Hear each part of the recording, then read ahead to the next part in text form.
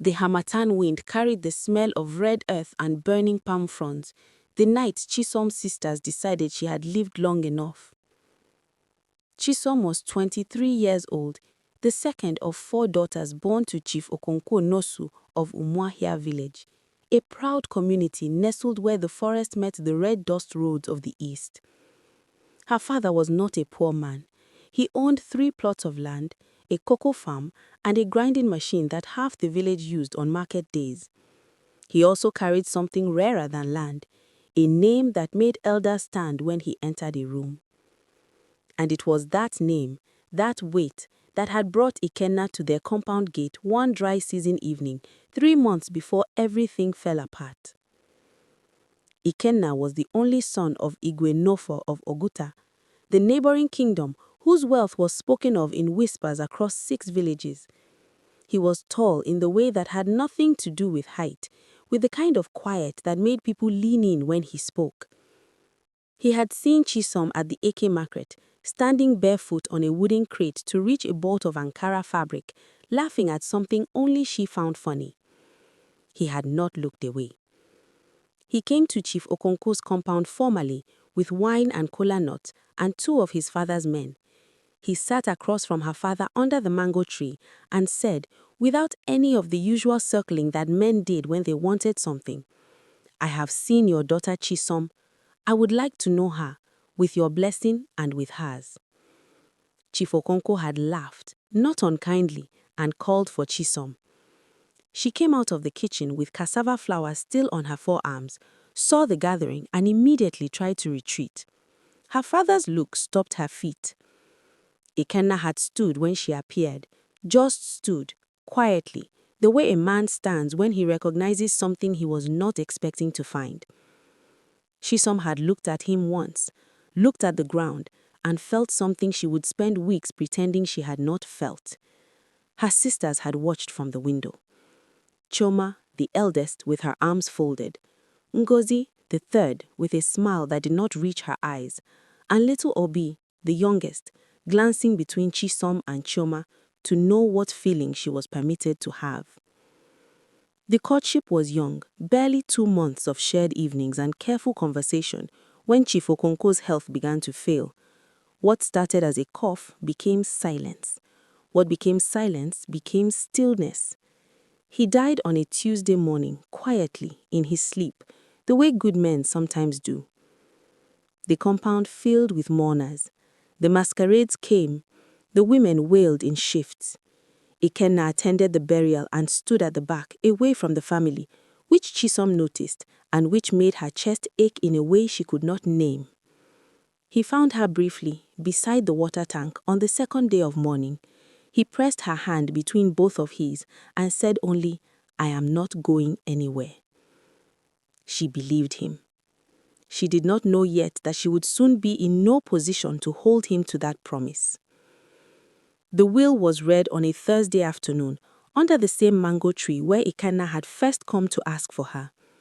The lawyer adjusted his glasses 3 times before he found the words. "To my second daughter, Chisom, I leave the grinding machine, the eastern plot of land, and the deed to the family house." The silence that followed was the loudest thing Chisom had ever heard. Chioma was 30 years old and had a face of a woman who had been rehearsing her anger for a long time. She did not cry. She simply folded her hands on her lap and looked at Chisom the way a butcher looks at a goat he has already paid for. Ngozi smiled. That was worse. She said Papa knew what he was doing, in a voice smooth as palm oil, and her eyes said something that had no business being said at a burial. Obi, 19 and soft as unset clay, looked at Chioma and waited to be told how to feel. Chisom should have left the village that afternoon. She knows that now. The hostility arrived in small, patient doses. Salt missing from her food. Her wrappers moved from the line. Women at the borehole suddenly too busy to make space. Chioma had a long tongue and Umuahia was a small village. It did not take long for a reputation to curdle. Ikenna still came, but the visits grew tense. Chioma began appearing in the compound whenever his car was sighted on the road, finding reasons to speak over Chisom, to reframe, to redirect. Twice, she sent Obi to tell him Chisom was unavailable when Chisom was sitting 20 feet away. An elder stopped Chisom one evening on the Red Dust Road home and said with genuine sorrow in his old voice, "My daughter, sometimes it is better to let sleeping dogs lie." She did not understand what he meant. She understands now. It was Obi who brought the palm wine on the night of Eke Market. She came into Chisom's room with her face arranged into something that looked like sisterly love, and God forgive her, Chisom was lonely enough to believe it. 11 days without a real conversation. Even her mother's grave felt cold that season, the flowers she left always kicked aside by morning. "Chisom, let us not fight," Obi said, sitting at the edge of the bed, her voice gentle as a child. "Chioma is just grieving. Drink with me. Let there be peace." The wine was sweet, too sweet for fresh palm wine. But Chisom was thirsty and she was tired, and Obi was her little sister. She drank. The room tilted. Her legs forgot their purpose. She reached for the bedpost and missed. She looked up at Obi's face from the floor and watched the love in it drain away like rainwater through cracked clay, replaced by something ancient and cold. Then there was nothing. She woke up in the earth. No coffin. There are no coffins for people who are not supposed to be missed. Just earth. Packed, red, Anambra earth pressing against her chest, her face, filling the spaces between her fingers. The darkness was absolute. The silence was absolute, except for the sound of her own screaming, which she could barely hear because the soil was in her ears. Nobody knows how she got out. Not even Chisom herself, not fully. She remembers cowering. She remembers something rising through her hands from the earth below. Not warmth exactly, not heat, something older than both. She remembers the soil loosening around her like it was exhaling, like the ground itself was making a decision. She came out just before dawn, gasping, in a shallow ditch behind Mama Chukwu's abandoned farmland at the far edge of the village. Red earth from her toenails to her cornrows. A cut above her left eye with no explanation. The sky above her was thick with stars that seemed impossible to be looking back. She lay in the wet grass for a long time. She did not pray. She did not weep. She made a promise, not to God, not to her father's spirit, not to anyone watching from above, to the earth that gave her back, to herself. Her sisters thought they buried a girl. They buried her wrong. Before we continue, do let us know where you are watching from. Maybe find a fellow from your country. I love to see how far these amazing stories travel. Enjoy! Nobody reported Chisom missing. That was the part that would haunt her later. Not the grave, not the palm wine, not even Obi's face draining of love like a lamp running out of oil. It was the silence of a whole village that had known her since she had teeth coming in and said nothing, asked nothing. Not one woman from the borehole, not one elder from the kindred meeting, not the pastor of the white garment church who had prayed over her father's coffin just weeks before. Nothing.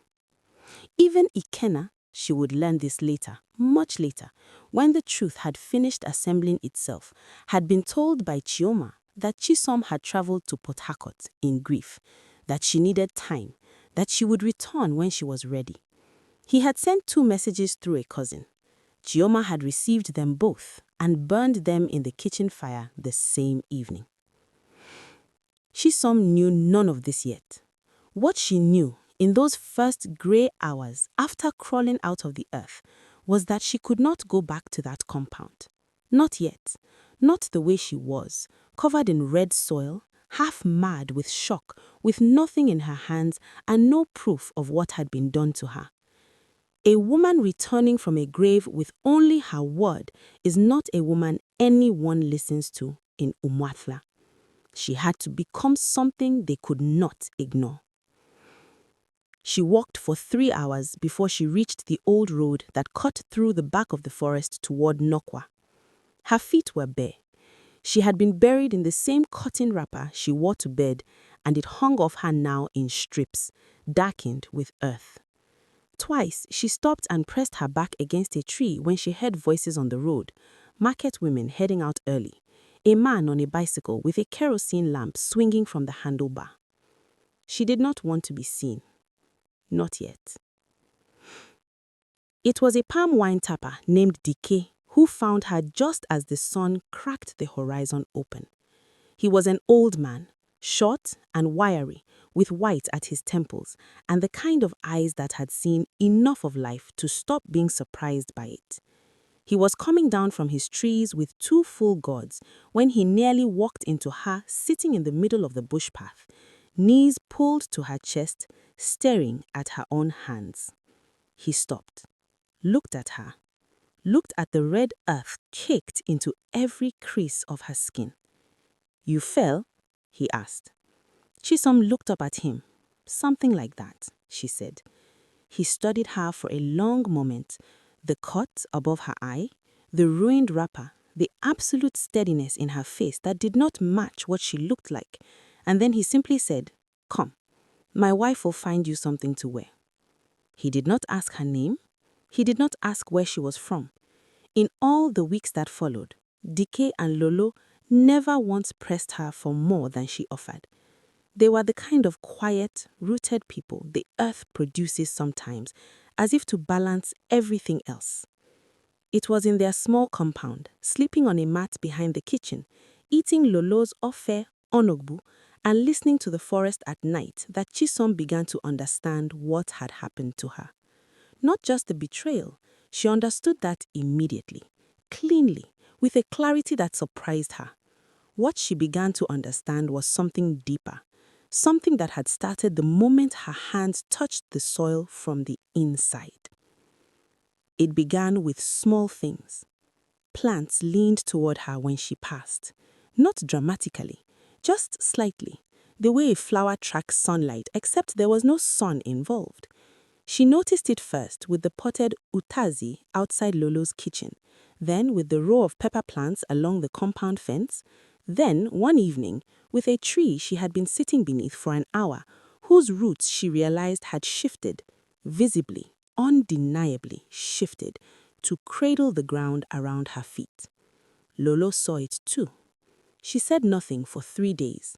On the 4th day, she set a cup of hot water in front of Chisom, sat down across the table and said quietly, "The earth kept something when it gave you back." Chisom wrapped both hands around the cup. "What did it keep?" Lolo was quiet for a long time. "Your fear," she said finally. There was a woman in the forest beyond Nokwa that the surrounding villages called Mama Oji, though nobody seemed to know if she was her real name or simply what she had become over time. She was not a herbalist exactly, not a priestess exactly. The elders in 3 villages consulted her and then denied consulting her, which told you everything about what she was. Dike took Chisom to her on the 14th day. They walked for 40 minutes into the forest, past the point where the path stopped pretending to be a path, until they reached a compound so consumed by climbing plants that the walls were barely visible. A woman sat outside on a low stool, sorting seeds into clay bowls. She did not look up when they arrived. "Leave her," she said to Dike. He turned and walked back without a word. Mama Oji sorted seeds for another full minute before she raised her eyes to Chisom. Whatever she saw, it made her set the seeds down slowly. "Sit," she said. Chisom sat on the ground, not on the stool offered, on the bare earth itself, without thinking about it, as natural as breathing. Mama Oji saw this, and something moved across her face. "You went in," the old woman said. "My sisters put me in," Chisom replied. "That is not what I said." Mama Oji leaned forward. "Many people are put in the ground. You went in, all the way. You touched the bottom of it, and it touched you back." The forest was very still around them. "What does that mean?" Chisom asked. Mama Oji picked a single seed from the nearest bowl, placed it in Chisom's open hand and closed her fingers around it. By the time Chisom opened her hand again 30 seconds later, it had sprouted. They both looked at the small green shoot curling up from her palm. "It means," Mama Oji said, "that you do not go back to that village to beg. You do not go back to cry. You do not go back to explain yourself to people who dug your grave while you are still breathing." She stood up, and she was taller than she had appeared sitting down. "You go back when you are ready. And when you go, everything they planted in the dark will grow, but it will grow against them." Chisom stayed in the forest compound for 6 weeks. She learned things that had no names in the language her mission school had given her. She learned to listen to the earth the way other people listen for rain, feeling it before it arrives, reading the pressure of it, understanding what it was holding and what it wanted to release. She learned that the red soil of Umuahia had memory, that it had felt her go in and felt her come out and had marked her in some way that could not be washed off.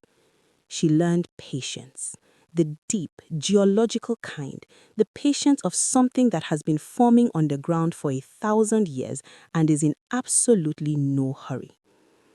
By the time she left Mama Oji's compound, the cut above her left eye had healed into a faint line that caught the light strangely. Her wrapper was clean and dark. Her feet, still bare, left no marks on the forest floor. She walked back toward Nokwa.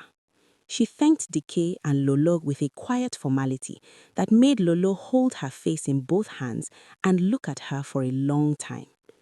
"Be careful with what you carry," she whispered. "I will," Chisom said. She turned toward the red dust road that led back to Umuahia. Back to the compound that was legally hers. Back to the grinding machine, the eastern plot, the family house, and 3 sisters who had told the whole village she had gone to Port Harcourt to grieve. Back to Ikenna, who did not know she had ever left the earth. Back. She had gone in a daughter and come out something the village did not have a name for yet. It would find one soon enough. Chisom came back on a market day. She chose that deliberately. Mama Oji had taught her that the best time to re-enter a space was when it was loudest, when people were distracted by the business of living, buying, arguing over prices, balancing trays on their heads. A woman walking into a busy village on market day is just a woman. A woman walking into a quiet village is an event. She did not want to be an event. Not yet. She wore a plain dark wrapper and a blouse the color of the earth after rain. Her hair was pulled back simply. She carried nothing, no bag, no bundle, no evidence of where she had been or what she had become. To anyone watching from a distance, she was just another woman on the road, moving with the particular unhurried calm of someone who has already decided how everything ends. She walked past the borehole first. 3 women were there, jerrycans between their knees, deep in conversation. One of them looked up, looked away, then snapped her head back so fast her head wrap shifted. "Chisom!" Chisom smiled. "Ne."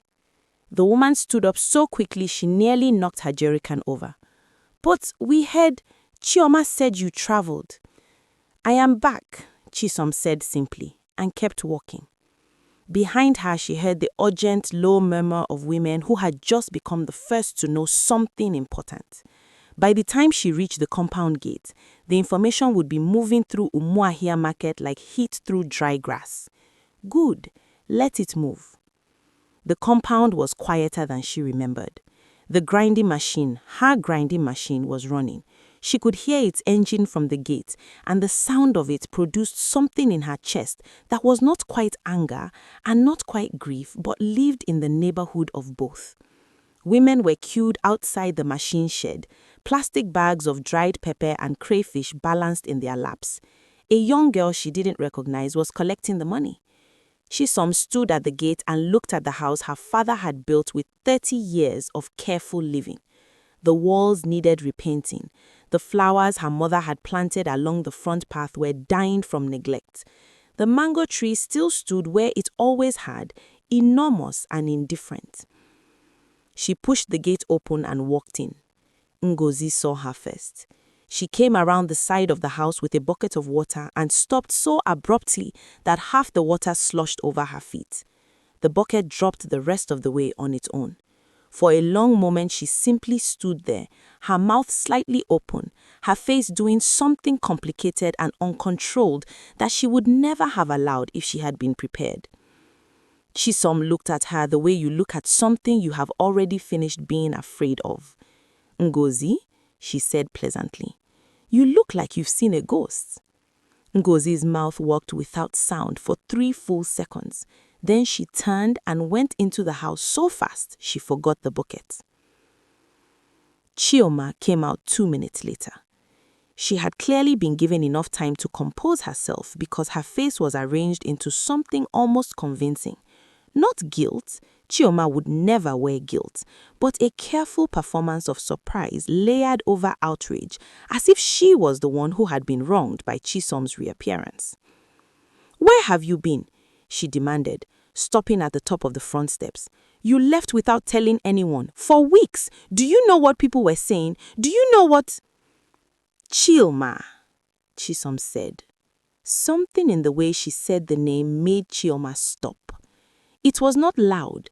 It was not threatening. It was simply a word spoken from a place so settled, so unafraid, so completely unmovable that it had nowhere to land except in the chest. Chioma blinked. "I am home," Chisom said. "I will be sleeping in my room tonight. The grinding machine will be running under my management from tomorrow morning.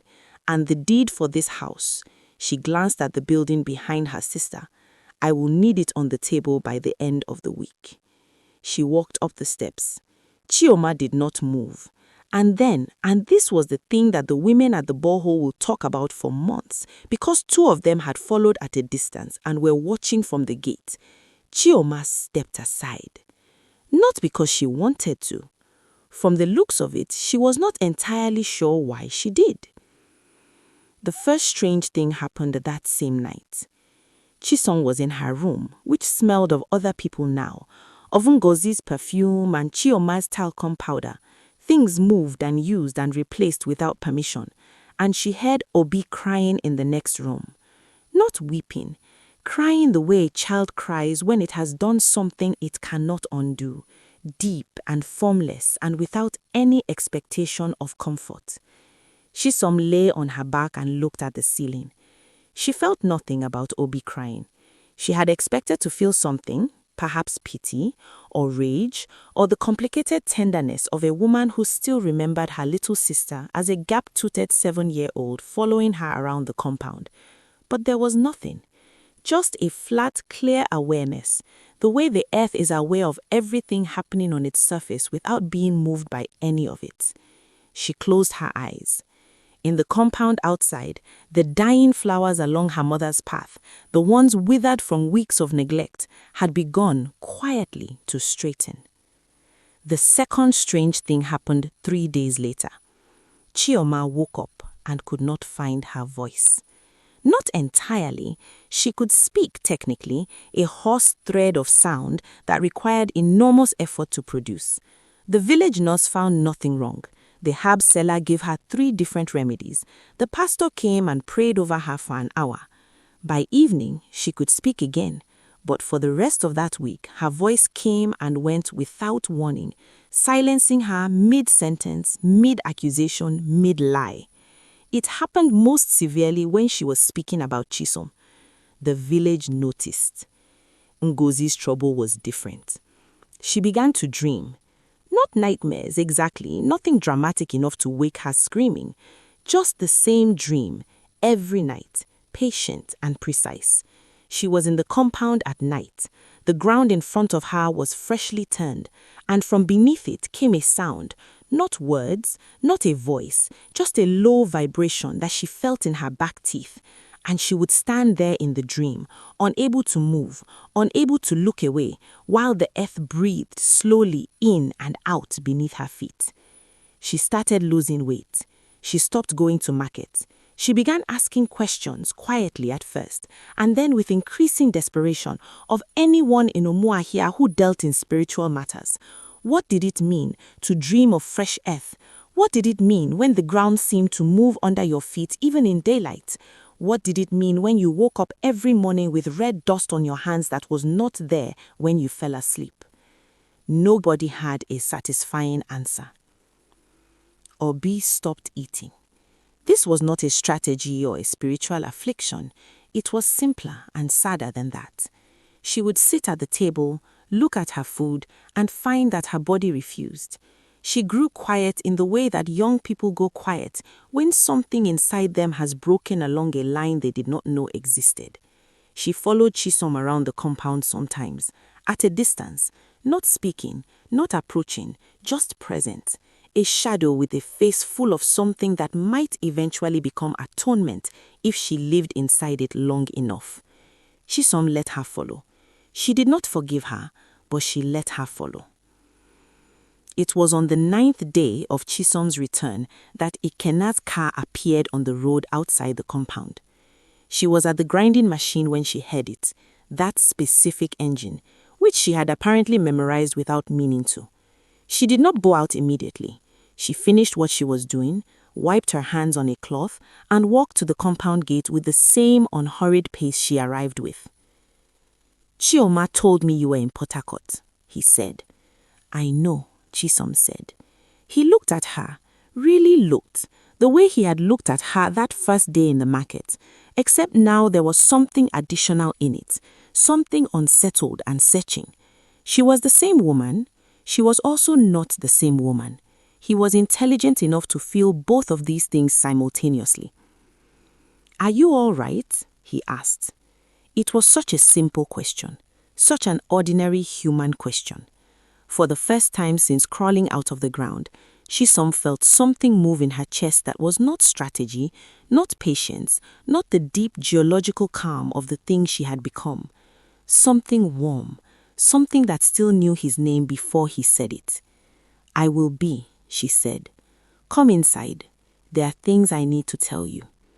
She turned toward the compound. After a moment, he followed. Inside the house, behind the kitchen door, Chioma pressed her back against the wall and tried to speak, and found once again that her voice had left her entirely. In the front room, Ngozi gripped the edge of the table and felt the floor shift under her feet, just slightly, just enough, and closed her eyes. In the back room, Obi sat on the floor with her knees to her chest, and for the first time in 9 days, she was hungry. The compound knew. The earth under it remembered, and it was only just beginning.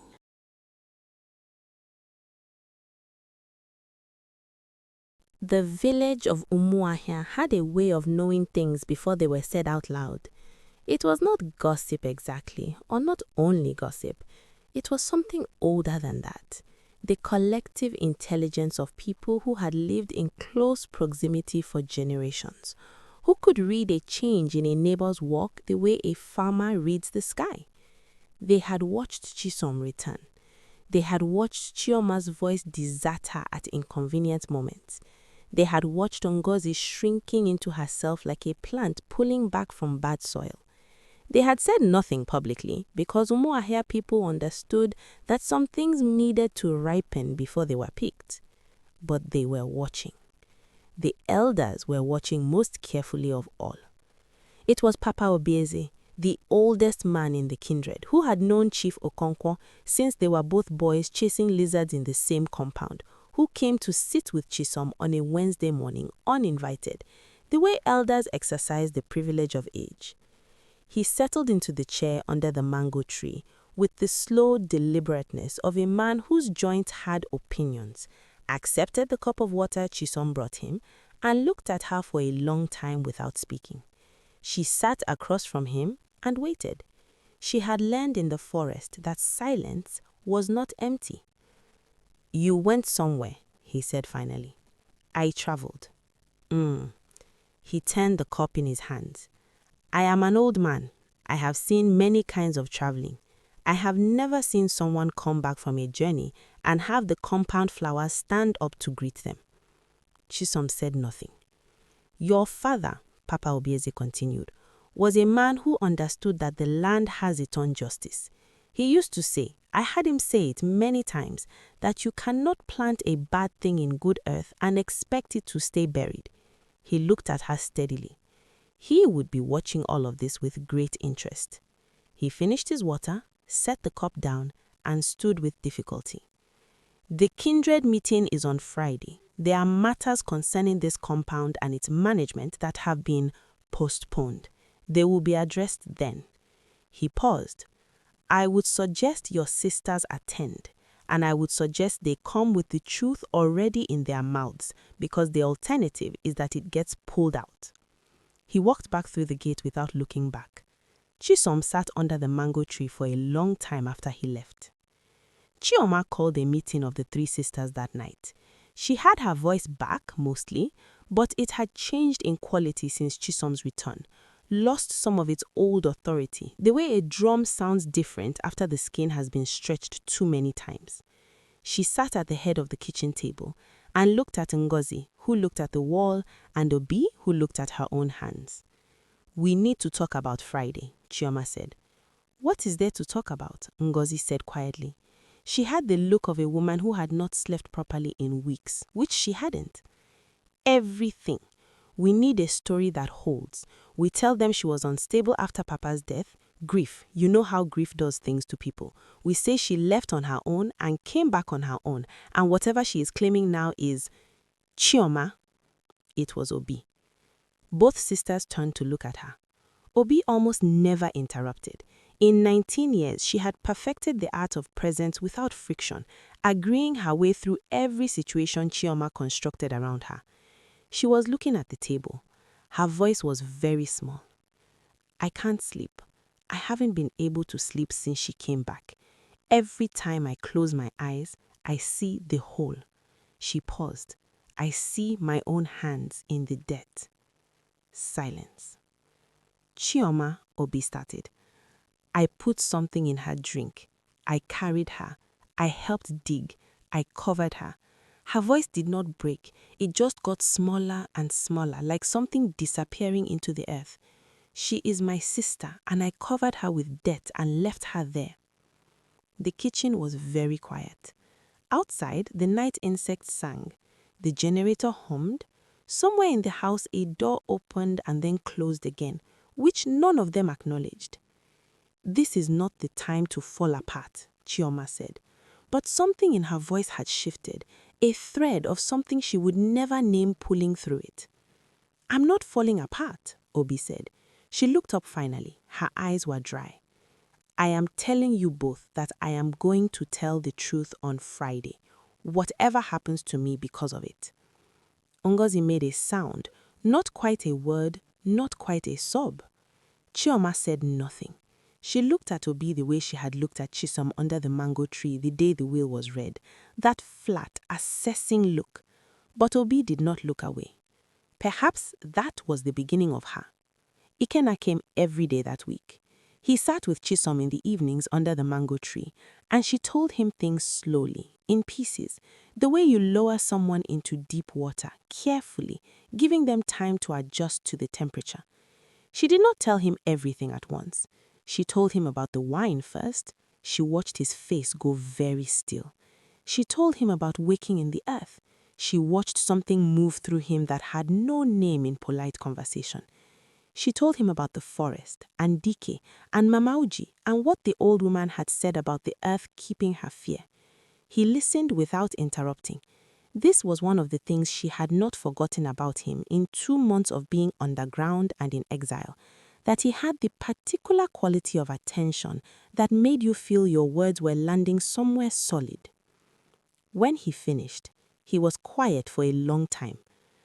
I came here 3 times, he said. Chioma told me you were gone. She was so... He stopped. I should have known. I should have gone to Port Harcourt to find you. Chisom said nothing. You couldn't have known, Chisom said. I knew something was wrong. Knowing something is wrong and knowing your intended sisters buried her in the backfield are two very different things. The word intended sat between them in the evening air. She had not used it before. He looked at her. Is that still what you want? He asked. After everything? Ikenna, she said his name the same way she had said Chioma's that first day. Not loud, not soft, just placed with complete precision. I came back from inside the earth. I walked through a forest for 3 hours barefoot. I stood in this compound and watched my sisters flinch at the sight of me. She looked at him. I did not do all of that to come home and be small. He was quiet. Then, slowly, he smiled, just slightly, just at the corner. No, he said, I don't suppose you did. Friday arrived the way important days do in small villages, announced by nothing and felt by everyone. The kindred meeting was held in the open space in front of Papa Obieze's compound, which was the traditional ground for matters of weight. 12 elders sat on one side. The village gathered in the way villages gather for things that have been coming a long time, not loudly, not pushing, just present, filling the space like water fills a container. Chisom sat alone and sat where she was directed, opposite the elders. She wore white, not the white of mourning, but a clean, plain white that caught the afternoon light.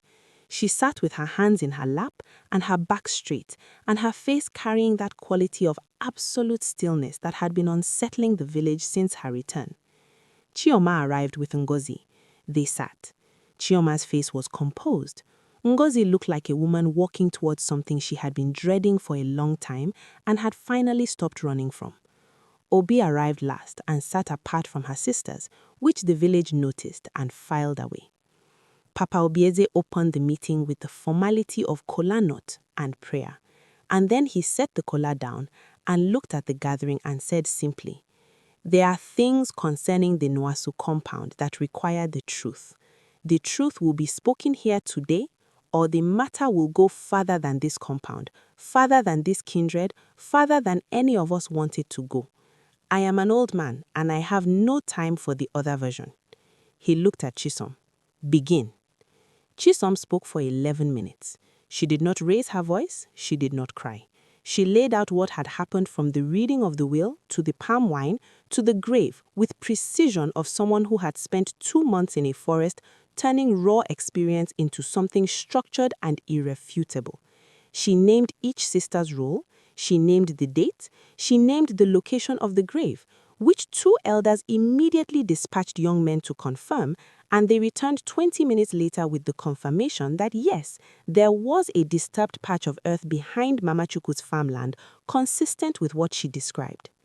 When she finished, the compound was so quiet that the grinding machine running 3 streets away sounded very loud. Papa Obieze turned to Chioma. What do you say? Chioma opened her mouth. Her voice left her.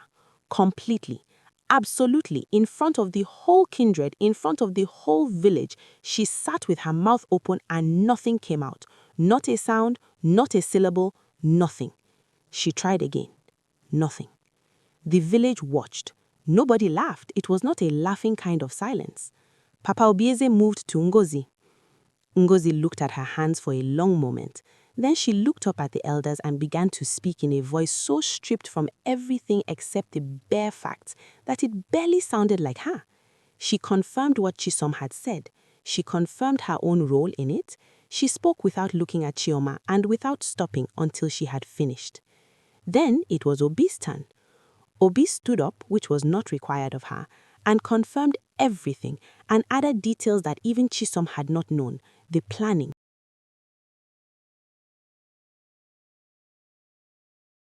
7 days is a long time when you have nowhere to go. Chioma spent the first 3 of them refusing to pack. She moved through the compound with the stiff, deliberate movements of a woman performing normalcy for an audience that was no longer watching. Straightening things that did not need straightening, sitting in rooms as though occupancy alone could reverse a verdict. Her voice had returned after the kindred meeting, thin and unreliable, but present, and she used what was left of it to make 2 phone calls to a cousin in Enugu and one to a church elder who she seemed to believe could intercede on her behalf. Neither returned her calls. Ngozi packed on the second day, quietly, efficiently, with the mechanical focus of someone who had already done their grieving in advance. She moved through the house, selecting her things with care, leaving everything that was not hers with a precision that looked like penance. On the third evening, she came and stood in the doorway of Chisom's room. Chisom was at the small table, reviewing the grinding machine's accounts.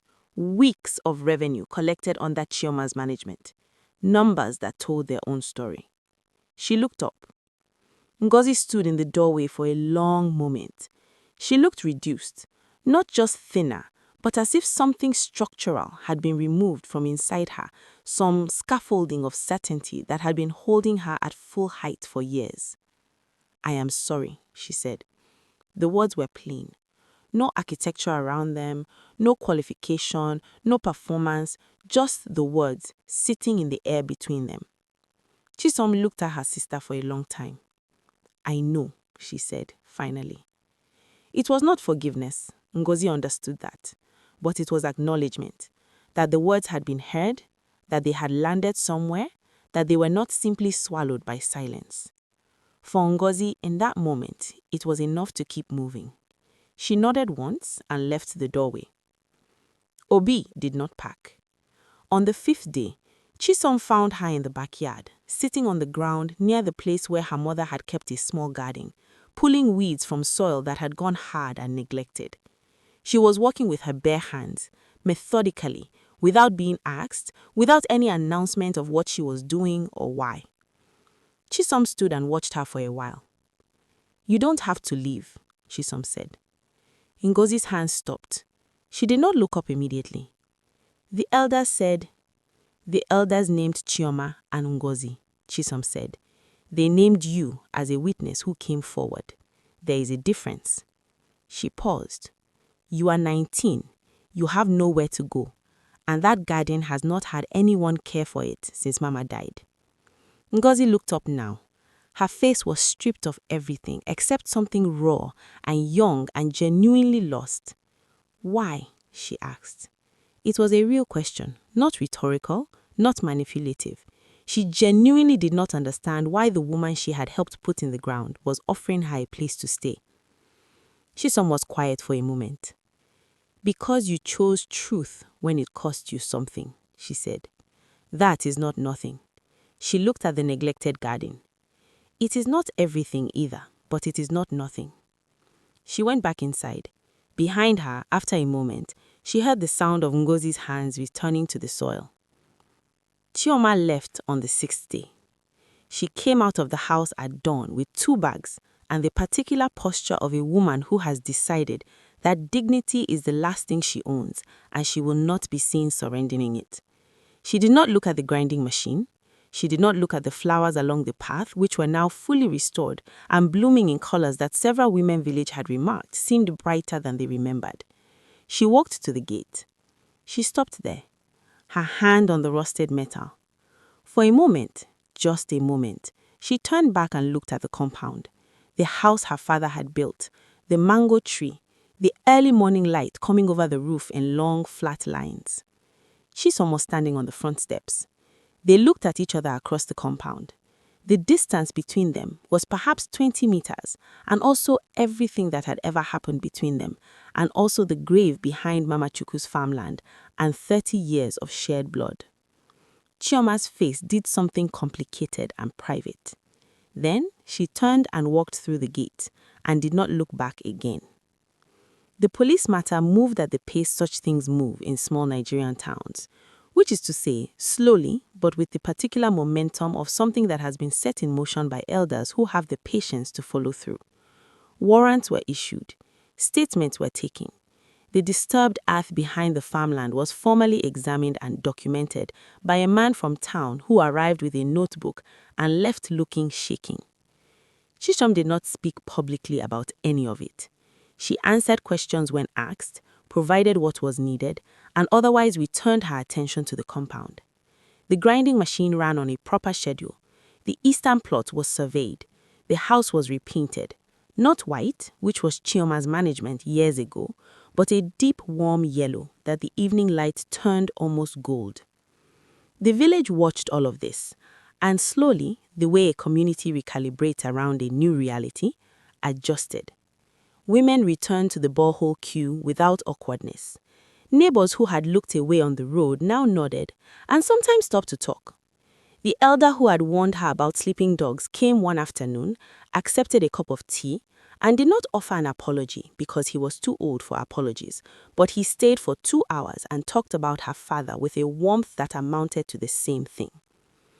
It was on a Saturday, 3 weeks after the kindred meeting, that Ikenna came with his father's men, palm wine, kola nut, and Igwenwa for himself, which the village understood was not a small thing.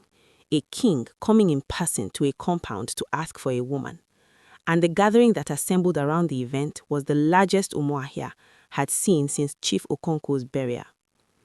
Chisom receives them from the front steps, with Papa Obieze representing the family kindred on one side, and Obi, small and serious and standing very straight, on the other. The formalities were observed. The wine was poured. The kola nut was broken and the pieces distributed with the correct words. Igwenwa spoke about his son with the particular restraint of a man who is proud and knows how to carry it.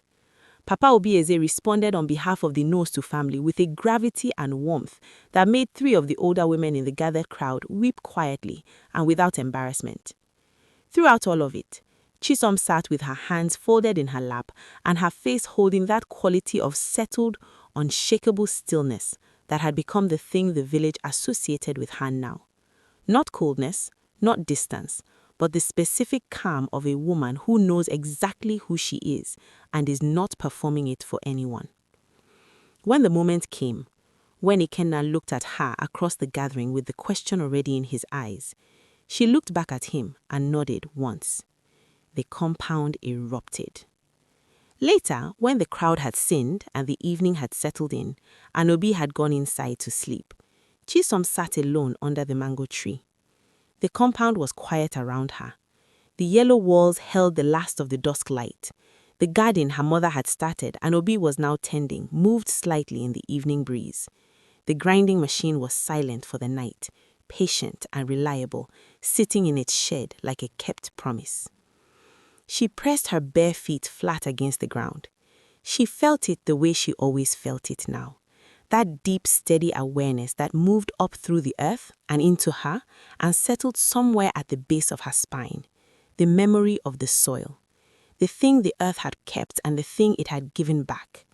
She thought about Chioma in a cousin's house in Enugu, sleeping in a borrowed room. She thought about Ngozi, whose dreams she could not know but could imagine. She thought about her father in the earth, which no longer felt like loss the way it had before. It felt strangely like proximity. She thought about the grave behind Mama Chukwu's farmland, which the police had photographed and measured, and which the rains would eventually return to ordinary ground. She did not feel triumphant. She had expected to, and she didn't.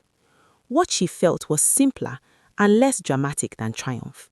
It was the feeling of a thing completed, of a circle closed, of a woman sitting in the compound that was always hers, on the earth that had always known her name.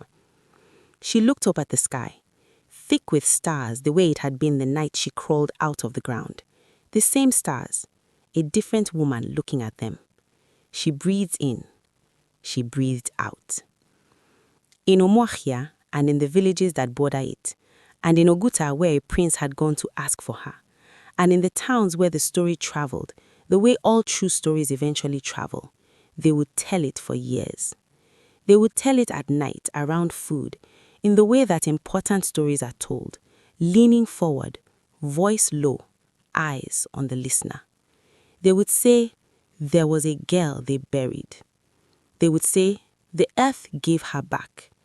They would say, and she came home, and she sat down, and she was not afraid of anything after that. And the people listening would nod, the way people nod when a story lands in the place where truth lives.